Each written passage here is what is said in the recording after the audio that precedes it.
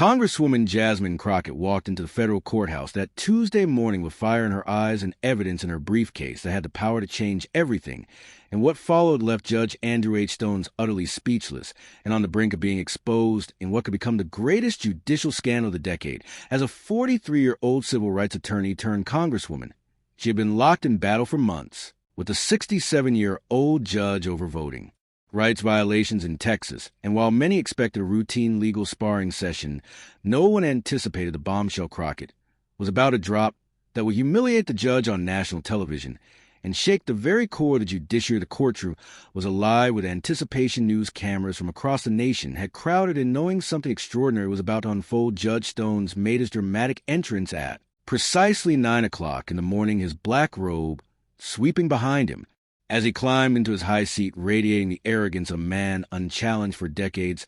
Civil rights activists lined the front rows with slogans across their shirts, while legal observers and court reporters stood ready to document what they assumed to be another display of judicial overreach. Yet every gaze soon shifted to Crockett, seated at the attorney's table, her navy suit sharp, her briefcase meticulously organized, her expression calm but determined, because she knew exactly what was coming. For months, she had been gathering recordings, documents, and irrefutable evidence, not only to prove voting rights violations, but to expose corruption at the highest levels of the federal bench.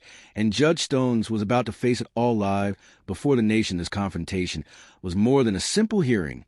It was destined to become one of the most viral moments in judicial history, because Judge Stones embodied everything broken in the old boy club of the judiciary at 67. With over 2 decades on the bench, he was a man born into privilege, educated in elite institutions, and shielded by political connections. He was infamous for his arrogance, dismissing and belittling women attorneys and lawyers of color, and mocking anyone who dared challenge his rule.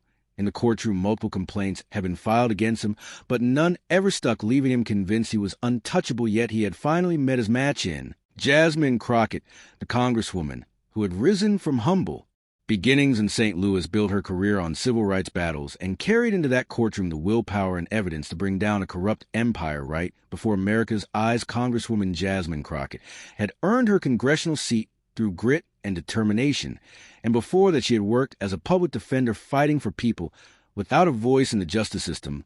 She had taken on voter suppression laws across Texas, for years securing victories against gerrymandering, strict voter ID requirements, and polling place closures that disproportionately targeted communities of color. She was known for never backing down, no matter how powerful the opposition might be. And more importantly, she always came prepared with airtight facts, evidence, and arguments. Her career had been built on exposing corruption and holding the powerful accountable, whether they were politicians, corporate executives, or judges. And now she was prepared to take on one of the most consequential fights of her career. The case in question revolved around a Texas law designed to close polling places in predominantly black and Latino neighborhoods, while leaving suburban ones untouched, and it added burdensome ID requirements that civil rights groups said were deliberately intended to suppress minority turnout. Judge Andrew H. Stones had already signaled his intention to uphold the law, and legal experts predicted he would dismiss Crockett's challenge with ease, confident that his usual tactics of intimidation would work just as they always had.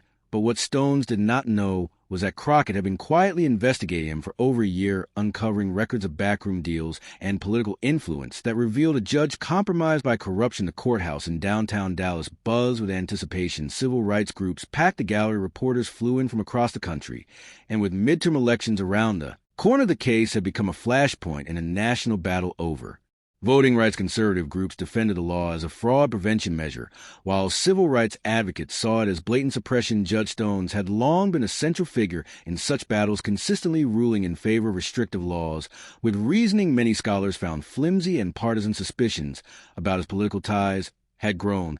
But proving misconduct against a lifetime appointed federal judge was notoriously difficult. Crockett's legal team dug relentlessly, hiring investigators, tracking phone records, and even placing sources inside political organizations, until a breakthrough came 3 months earlier, when a disgruntled operative brought forward recordings and documents directly linking Stones to partisan coordination. The evidence was overwhelming, and Crockett knew she would get just one chance to present it before the judge and his allies could bury it. On that Tuesday morning, the tension became palpable as Crockett rose for her opening arguments. Judge Stones wasted no time trying to cut her down in front of the cameras, with his trademark condescending tone stretching out her title with disdain and warning her against political grandstanding in his courtroom. He smirked as he accused her of relying on emotional appeals rather than precedent, even mocking her preparedness. Before a hushed audience, the insult was sharp, calculated, and intended to humiliate, but Crockett did not flinch. She calmly reminded him of her 15 years of civil rights law, her experience arguing cases before federal courts, and her readiness to present constitutional evidence of violations. Her tone remained professional, but her words carried steel. The gallery of activists, reporters, and attorneys knew at that moment this was no ordinary hearing. This was a confrontation that would determine not only the future of a Texas voting law, but the exposure of corruption at the very heart of the judiciary. And Jasmine Crockett had come armed with every receipt needed to bring the mighty Judge Stones to his knees. Congresswoman Jasmine Crockett had spent months preparing for this exact moment. Every phone call, recording every email chain, every witness statement was organized and cataloged. She had rehearsed in mock courtrooms, anticipating each move Judge Stones might make. And now, with a subtle nod from her senior advisor in the gallery, she knew it was time to shift from defense to attack. Judge Stones tried to maintain his swagger, mocking her previous filings and belittling her record, but what he didn't know was that those earlier cases had been strategic maneuvers carefully designed to expose his patterns and document his bias. As Crockett stood, the atmosphere in the courtroom shifted. Reporters leaned forward, photographers adjusted their lenses, activists pulled out phones, and court reporters steadied their fingers, sensing history about to unfold. Crockett opened her briefcase and raised a folder, her voice calm but firm, declaring that she was questioning the impartiality of the court and that she had evidence to prove it. The air grew heavy. Judge Stones warned her to reconsider, but Crockett pressed forward, presenting records of communications between his chambers and political operatives. The gallery erupted in whispers. Reporters scribbled furiously. While the judge turned red with anger, he barked for silence, but she only grew stronger, revealing that she had emails, phone logs, and sworn statements tying directly to outside political interests with predetermined outcomes meant to suppress voters of color. When Stones leapt to his feet, threatening contempt, Crockett fired back that the real issue was whether a compromised judge could rule fairly on a case he had already promised to rig. The courtroom was electric when Stones tried to dismiss her as out of line. Crockett smiled, the smile of someone who had been waiting for this exact trap to snap shut. She reached into her briefcase again, pulling out a tablet, and with the confidence of someone holding all the cards, she announced a call between Stones and the chief of staff of the Texas Secretary of State, complete with timestamps and transcripts. The judge's face drained of color as she revealed she also had the full recording. Reporters nearly fell over themselves, sending breaking alerts to their outlets. Stones stammered, but Crockett cut him off, hammering him with the truth that communications with operatives about pending rulings were not privilege, but corruption. Then she asked if he would like her to play the part of the audio where he promised to take care of the Crockett problem once and for all. The silence in the chamber was suffocating. Stones clutched the bench, his lips moving without words, and Crockett seized a moment, pulling out text messages where the judge had colluded with political actors, coordinating rulings and leaking confidential information. When Stones croaked that this was highly irregular, Crockett unleashed years of frustration with a thunderous reply that the so-called proper channels were nothing but shields for corrupt judges who buried complaints and silence whistleblowers. Stones tried to bark an order, but Crockett's voice cracked like thunder across the marble columns, telling him he had lost the right to command anyone. The moment he turned his courtroom into a political operation, the gallery erupted in cheers, and applause. Security froze, unsure whether to intervene. While reporters knew they were watching the scandal of the year unfold, Crockett raised yet another document, this one an email from Stones himself, written just 3 days earlier, where he mocked a hearing and promised to shut her down quickly and show who was in charge. The judge slumped into his chair, his face drained of all color. The power he had wielded so arrogantly for decades evaporating in real time as Jasmine Crockett stood before him, exposing corruption at the highest level of the federal bench. The voting law will be upheld, guaranteed.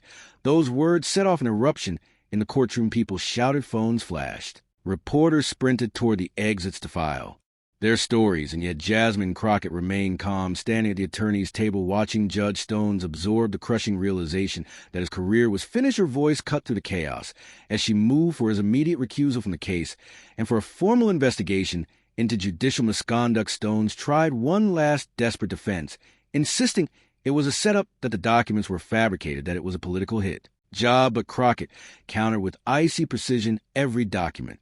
Verified by independent forensic experts, every recording authenticated by multiple sources, every text message backed by metadata, and all of it ready to be handed to authorities for criminal investigation corruption. That was the moment the judge knew he was destroyed. The man who had bullied attorneys and bent the law for decades was exposed by a congresswoman who had prepared better than anyone he had ever faced. The viral climax came when Crockett looked directly at him and declared, "Your Honor, you call me a liar, but the only person who's been lying in this courtroom is you. And now the whole world knows that the line was flawless, calm, and devastating. It would be replayed endlessly across social media, turned into memes quoted in law schools, and remembered as the moment corruption met its reckoning before the judge could recover. Crockett produced one final blow, a financial disclosure form, revealing he had failed to report $50,000 from the very political group, coordinating his ruling stones when grave financial crimes meant not just removal, but prisoners' protests about an accountant's mistake fell apart in a whispery arrogance of 20 years dissolved in less than an hour. The courtroom descended into chaos. Applause, cheers, gasps, and camera flashes captured the destruction of a federal judge, while Stone slumped into his chair, defeated, his head in his hands, understanding the power he once wielded was gone. Outside, social media exploded. Crockett exposes corruption was trending nationwide, with over 100,000 tweets in the first hour, clips of Stone's paling at the mention of the phone call, or collapsing when the email was read became instant memes. One caption read, "When you try to intimidate a congresswoman, but she comes with receipts." Another showed him slumped with, "When you realize your corruption just got exposed on live television." Legal experts declared it the most important exposure of judicial corruption in decades. News anchors cut into regular programming. Oversight boards launched investigations, and the Department of Justice announced a review as allies fled. Political figures deleted praise and disowned him, while civil rights organizations prepared campaigns to investigate other judges. In less than 2 days, Crockett was on every major news network, but she refused to bask in personal glory. Instead, she framed it as a starter broader reckoning. "This isn't about me versus Judge Stone," she told the nation. "This is about restoring accountability in our courts, because justice should never be for sale." Jasmine Crockett's dismantling of Judge Andrew H. Stone's became more than a courtroom moment.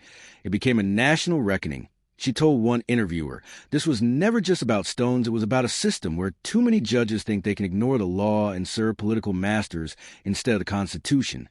And what happened in that Dallas courtroom should be a wake-up call for every American who cares about justice. Her words struck across partisan lines. Even Republicans who rarely agree with her praised her courage. In the exposure of corruption, one conservative senator issued a statement declaring that regardless of party affiliation, corruption in the judiciary threatens the foundation of democracy, and Crockett deserves credit for bringing the evidence forward. The legal fallout was staggering. Every case Stone's had ruled on for years was suddenly under review. Defense attorneys filed motions, prosecutors scrambled, civil rights groups identified voter suppression rulings that could now be overturned. The ripple effect stretched nationwide, shaking confidence in the federal judiciary itself. Politically, it became a two-edged sword. Democrats celebrated Crockett's takedown as proof of Republican court packing gone wrong, but both parties were forced to admit the rot was bipartisan. Conservative legal groups began calling for investigations of liberal judges and progressive activists.